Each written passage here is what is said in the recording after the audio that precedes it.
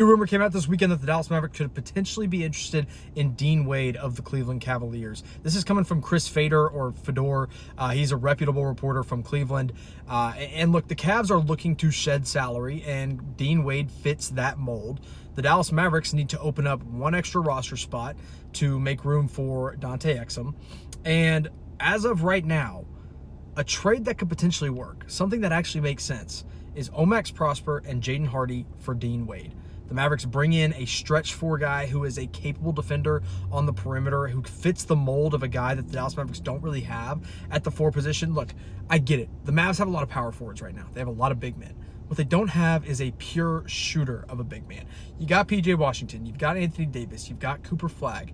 Those guys are really good power forwards. None of them are guys that you're going to look at and be like, oh, he could shoot like 40% from three. And Dean Wade could do that.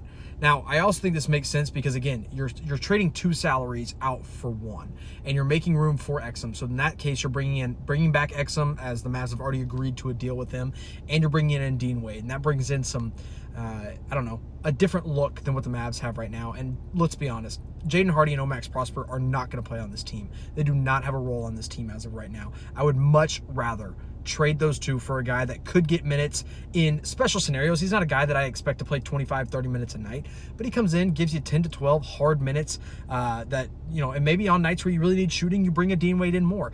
I like the idea of bringing him in. I think he's a guy that could really fit this team, and especially if you're trading two guys that aren't going to fit this roster, I think it makes perfect sense.